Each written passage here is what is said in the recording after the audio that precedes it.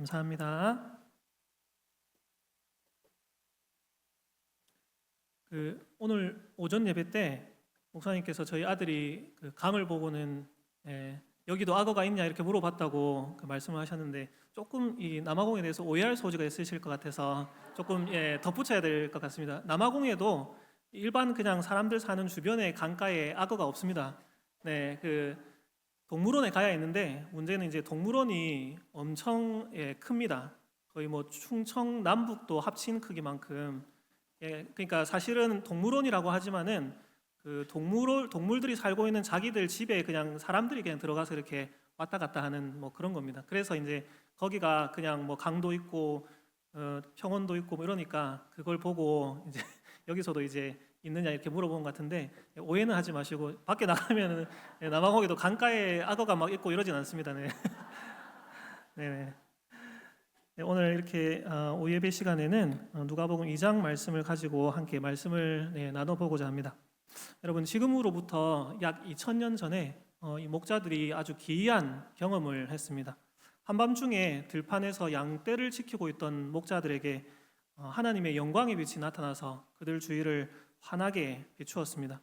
그리고 하나님의 영광의 빛과 함께 나타난 천사가 이런 말씀을 전했습니다. 무서워하지 말라. 보라, 내가 온 백성에게 미칠 큰 기쁨의 좋은 소식을 너희에게 전하노라. 여러분, 천사는 큰 기쁨의 좋은 소식을 전하러 왔다고 그렇게 말합니다. 이 소식은 비단 그 자리에 있던 목자들에게만 좋은 소식이 아니었습니다. 그것은 온 백성에게 미칠 큰 기쁨의 좋은 소식이었습니다. 하나님이 기뻐하시는 모든 사람들 가운데 참 평화를 가져다 줄 그런 복된 소식이었습니다. 그러므로 목자들에게 전해진 그 소식은 오늘 이 자리에 있는 우리 모두를 위한 또한 복된 소식이기도 합니다. 그렇다면 여러분, 천사가 전하여준 그 큰 기쁨의 좋은 소식은 무엇이었을까요? 오늘 본문 말씀을 통해 이것을 함께 살펴보도록 하겠습니다. 방금 말씀드린 대로 베들레헴 근처에 이 들판에 한 무리의 목자들이 있었습니다. 그들은 양떼를 지키고 있었습니다. 때는 한밤중이었습니다. 그런데 갑자기 그 밤에 짙은 어둠을 뚫고 환한 빛이, 아주 찬란한 빛이 그들 주변을 비추었습니다. 그리고 그들 앞에 한 천사가 나타났습니다. 그때 목자들은 자신들을 비추고 있는 이 환한 빛이 하나님의 영광의 빛이라는 것을 깨닫게 되었습니다. 그리고 그것은 이 목자들을 큰 공포와 두려움에 떨게 만들었습니다. 성경을 보면 목자들이 크게 무서워하였다 이렇게 기록하고 있죠. 여러분, 목자들은 왜 이렇게 무서워했을까요?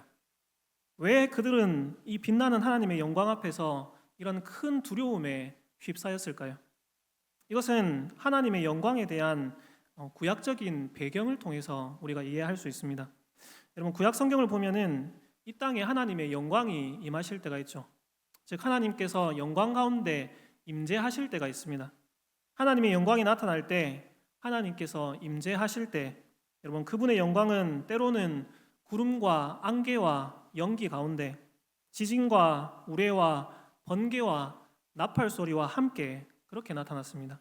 그리고 그 하나님의 영광은 때로는 불과 빛나는 광채처럼 보였습니다.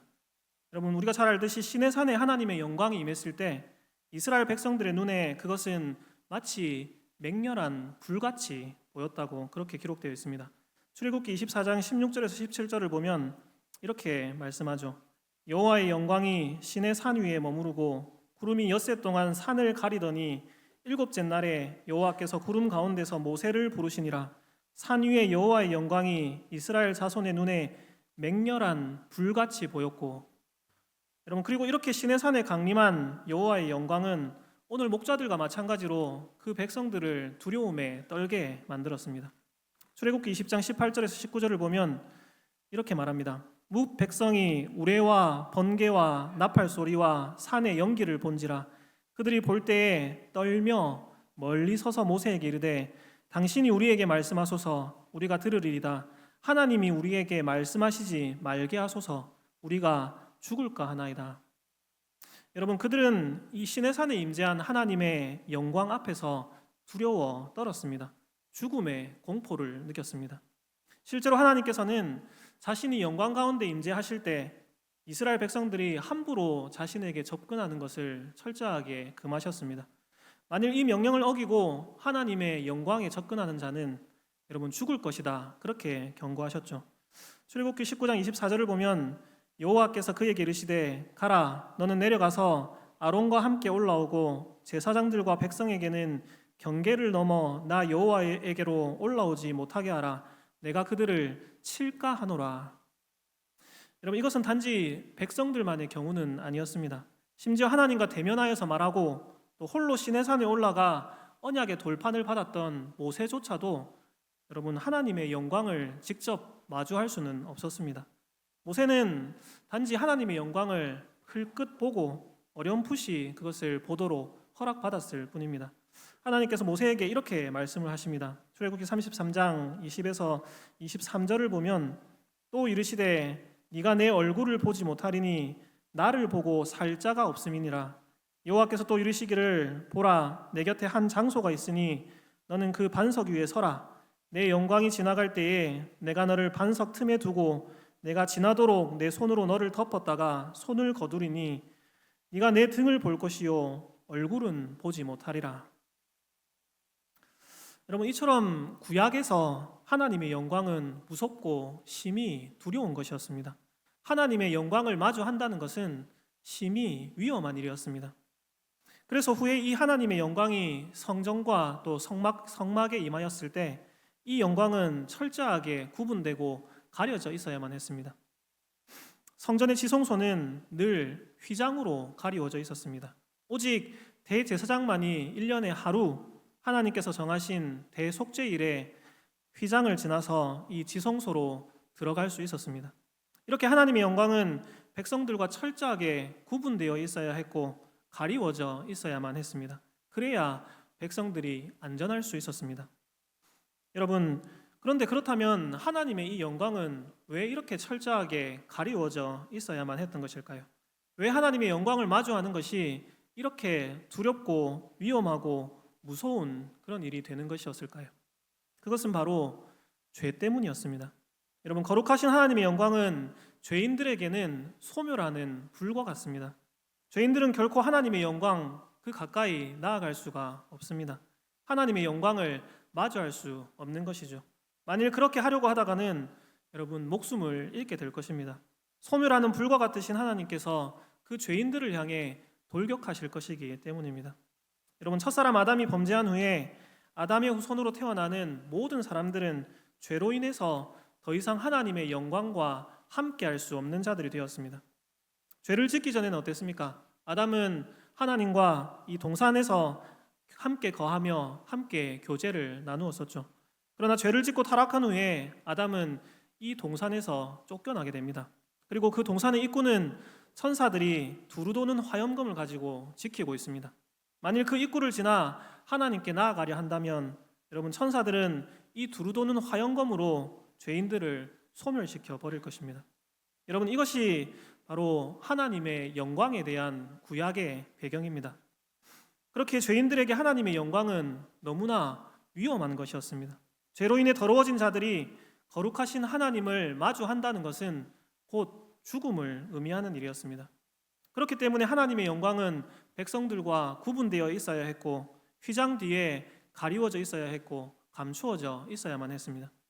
그런데 여러분 그렇게 휘장 뒤에 가리워져 있어야 되고 감추어져 있어야 되는 그 하나님의 영광이 지금 한밤중에 이 목자들 가운데 나타난 것입니다. 여러분 그들이 어찌 크게 무서워하지 않을 수 있었겠습니까? 여러분 이사야 선지자도 크신 하나님 앞에 섰을 때 이렇게 고백하지 않았습니까? 이사야 6장 5절을 보면 그때 내가 말하되 화로다 나여 망하게 되었도다. 나는 입술이 부정한 사람이요 나는 입술이 부정한 백성 중에 거주하면서 만군의 여호와이신 왕을 배웠음이로다 하였더라. 여러분 이사야 선지자도 그러할진데 하물며 이 목자들이 하나님의 그 영광을 마주하였을 때 여러분 그들의 마음이 어떠했겠습니까? 그런데 여러분 놀랍게도 여러분 하나님의 영광 앞에서 큰 공포와 두려움으로 떨고 있던 이 목자들에게 천사는 이렇게 말합니다. 무서워하지 말라. 보라, 내가 온 백성에게 미칠 큰 기쁨의 좋은 소식을 너희에게 전하노라. 여러분, 이 밤에 나타난 빛나는 하나님의 영광은 이 죄인된 백성들을 죽음에 이르게 하지 않았습니다. 왜냐하면 그곳에는 무시무시한 하나님의 그 영광의 현현과 함께 여러분 천사가 선포한 좋은 소식이 있었기 때문입니다. 오히려 지금 목자들에게 나타난 이 하나님의 영광의 현현은 앞으로 일어날 일, 바로 온 백성에게 미칠 큰 기쁨의 그 일들을 미리 맛보여 주는 것이었습니다. 여러분, 이 큰 기쁨의 좋은 소식이 무엇입니까? 그것은 장차 하나님의 영광이 그들을 죽이지 않게 될 날이 오리라는 것입니다. 장차 하나님과 그분의 백성들 사이가 분리되어 있지 않게 될 그런 날이 올 것이라는 말입니다. 장차 하나님과 백성들을 가로막고 있던 그 휘장이 사라지게 될 날이 올 것이라는 뜻입니다. 다시 말해서 그것은 죄로 인해 끊어졌던 하나님과 그분의 백성들의 그 관계가 회복되고 다시 화목하게 될 것이라는 그런 소식이었습니다. 에덴 동산에서 아담과 하와가 하나님과 함께 거했던 것처럼 장차 하나님께서 그분의 백성들과 다시 함께 거하실 때가 도래하였다라는 그런 소식이었습니다. 여러분, 이 모든 좋은 소식은 바로 이 밤에 탄생하신 한 어떤 분에 의해 이루어질 것입니다. 목자들에게 나타났던 이 천사는 이 밤에 베들레헴에서 바로 이 일을 행하실 구주가 나셨다, 그렇게 말합니다. 여러분, 구주가 태어나셨습니다. 그분은 백성들을 자신의 죄에서 구원하기 위해 나셨습니다. 그러므로 하나님과 그 백성들을 다시 화목하게 하기 위해 태어나셨습니다. 백성들로 하여금 하나님의 그 영광의 맹렬한 불에 타서 죽고 소멸되지 않고 오히려 하나님의 그 영광의 빛 안에서 이제 기쁨 가운데 살아갈 수 있도록 해주시기 위해 여러분 태어나셨습니다. 천사는 그분이 주님이시다, 그렇게 말합니다. 여러분, 주님은 하나님을 가리킬 때 사용하는 말입니다. 그렇다면 오늘 다윗의 동네에 태어나신 그 구원자가 누구라는 말입니까? 여러분, 그분은 하나님이십니다. 죄로 인해 타락한 인간에게 하나님께서 약속하여 주셨던 그 메시아, 약속된 여자의 후손으로 오신 그분은 여러분 하나님의 독생자이시고 하나님의 근본 본체이십니다. 죄인들을 구원하기 위해 원수되었던 자들을 하나님과 화목하게 하기 위해 구원의 그 모든 약속들을 성취하기 위해 여러분 하나님이신 예수님께서 인간의 몸을 입고 이 땅에 오셨습니다. 여러분, 바로 이것이 천사가 전하여 준 큰 기쁨의 좋은 소식이었습니다. 그리고 이 밤의 목자들은 예수님을 통해 장차 이루어질 이 일을 미리 맛보았습니다. 그들은 하나님의 영광을 보았고 하나님의 영광과 마주했습니다. 그러나 하나님의 영광은 여러분 그들을 죽이지 않았습니다. 오히려 그들은 하나님의 영광을 둘러싼 그 천군 천사들의 찬양을 보고 들었고 그 찬양에 함께 동참했습니다. 그들의 두려움은 기쁨과 감사와 찬양으로 변했습니다. 여러분, 목자들이 미리 맛보고 경험한 이 모든 일들이 바로 오늘 이 밤에 다윗의 동네에서 태어나신 구주 예수님을 통해 장차 이루어지게 될 것입니다. 여러분, 바로 이것이 그 밤에 목자들에게 전해진 큰 기쁨의 좋은 소식이었습니다. 그리고 이와 더불어 여러분, 천사는 목자들에게 이 큰 기쁨의 좋은 소식을 확증할 수 있는 한 가지 표적에 대해서도 알려주었습니다. 천사는 목자들에게 이렇게 말하죠. 너희가 가서 강보에 쌓여 구유에 뉘어 있는 아기를 보리니 이것이 너희에게 표적이니라. 여러분, 천사가 전하여준 그 큰 기쁨의 좋은 소식이 무엇이라고 했습니까? 하나님께서 장차 그분의 백성들을 죄악에서 건져내시고 영광 가운데 계신 하나님과 함께 거하게 하시리라는 것입니다. 이 일을 위해 오늘 약속된 메시아 그리스도 주님이 탄생하셨다는 것입니다. 그런데 여러분, 이 좋은 소식이 확실히 이루어지게 될 그것을 입증하는 하나의 표적으로 여러분 천사가 지금 말씀한 것이 무엇이었습니까? 천사는 너희가 가서 그 아기를 보게 될 것인데 그 아기는 강보에 쌓여 구유에 뉘어 있을 것이다. 이것이 너희에게 주는 표적이다. 여러분, 이렇게 말합니다. 여러분, 혹시 잘못 들은 것이 아닙니까? 아니면 천사들이 실수로 잘못 말한 것은 아닐까요? 여러분, 구유가 무엇입니까? 동물의 여물통입니다. 여러분, 죄인들을 구원하고 하나님과 화목하게 하는 이 큰 사역을 지금 이루시려고 오늘 밤에 그리스도 주님이 이 땅에 오셨는데, 여러분, 그런 영광스러운 주님을 모시기에는 사실 그 어떤 화려한 왕궁도 하늘들의 하늘이라도 여러분 부족할 텐데, 그 주님이 지금 강보에 쌓여서 구유, 즉 동물의 여물통에 누워 있다니요. 여러분, 수많은 천군 천사가 예수님의 탄생을 기뻐하면서 지극히 높은 곳에서는 하나님께 영광이요, 땅에서는 하나님이 기뻐하신 사람들 중에 평화로다, 여러분 이렇게 찬양했습니다. 그런데 이 수많은 천군 천사의 찬양 소리와 전혀 어울리지 않는 여러분 구유에 누인 아기라니요. 여러분, 지금 천사가 전하여준 주님의 탄생에 대한 이 영광스러운 선포와 목자들이 실제로 보게 될 여러분 그 현실의 모습 사이에는 너무나 크고 현격한 차이가 있습니다. 그러나 여러분, 천사는 강보에 쌓여 구유에 누여 있는 지극히 낮고 비천한 그 모습이야말로 그 아기가 장차 하나님과 그의 백성들을 화목하게 해줄 구주요 그리스도 주님이라는 확실한 표적이다, 지금 이렇게 말합니다. 여러분, 얼마나 대조적이고 또 얼마나 아이러니합니까? 그러나 여러분, 이 대조와 이 아이러니야말로 여러분 다가올 큰 기쁨이 지닌 신비입니다. 왜냐하면 오늘 이 밤에 나신 우리 구주께서는 가장 낮고 가장 비천한 자리에서 그 구원의 모든 일들을 행하실 것이기 때문입니다. 여러분, 오늘 이 밤에 나신 우리 구주께서는 가장 겸손한 섬김의 모습으로 하나님과 그의 백성들을 다시금 화목하게 하는 이 일을 이루실 것이기 때문입니다. 사랑하는 여러분, 우리 구주 예수님은 죽을 수밖에 없는 죄인들을 죄와 사망의 권세에서 건지시고 하나님의 영광 가운데 함께 거할 수 있는 자들이 되게 하셨습니다. 그런데 여러분, 어떤 방법으로 이 일들을 이루셨습니까? 바로 지극히 낮아지시고 비천해지는 그 방법을 통해 여러분 이 모든 구원의 일들을 이루셨습니다. 여러분, 예수님은 낮고 천한 인간의 몸을 입고 이 땅에 오셨습니다. 그분은 작고 연약하고 보잘것없는 그런 모습으로 강보에 쌓여 구유에 누이셨습니다. 그분은 이름도 빛도 없이 그저 목수의 아들로서 한 평생을 평범하게 사셨습니다.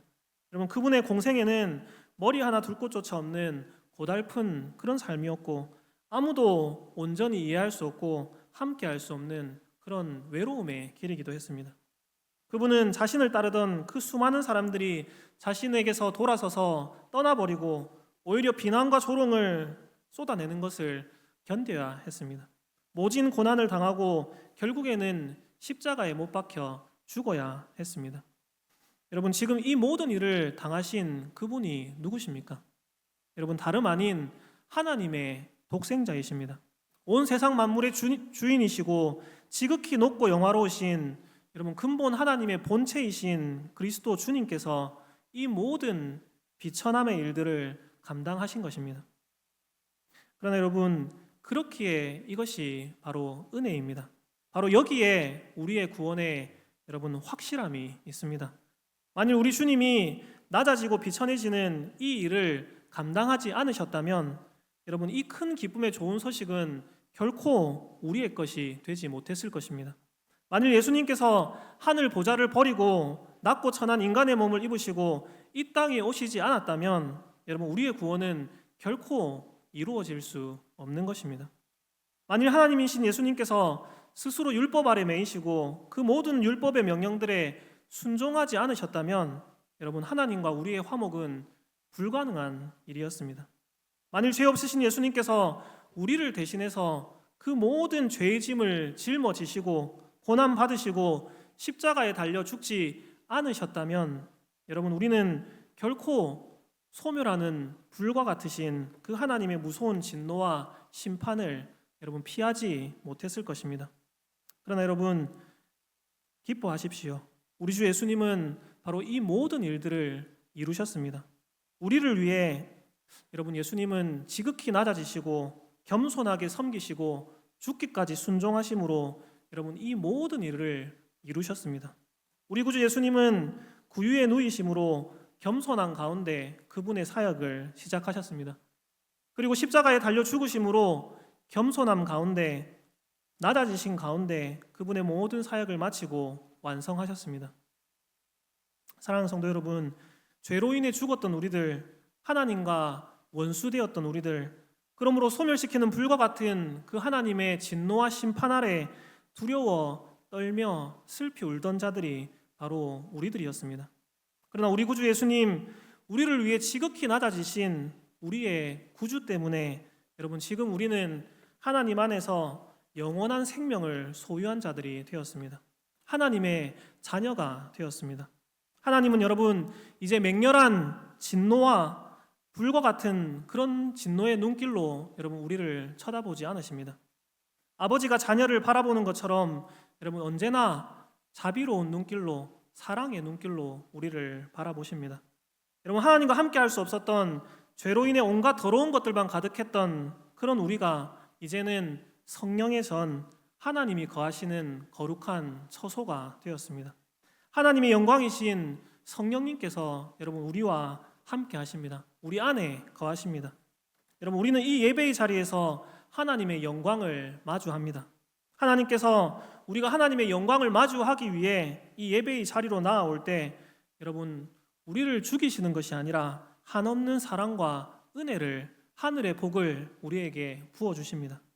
이 세상에서의 삶이 끝날 때 우리는 두려운 하나님의 그 심판대 앞에 서는 것이 아니라 여러분 저 천국에서 영원토록 하나님과 얼굴을 마주보며 그 찬란한 영광 가운데 함께 거하게 될 것입니다. 여러분 이 모든 일이 바로 다윗의 동네에서 태어나신 한 아기로 인해 가능하게 된 것입니다.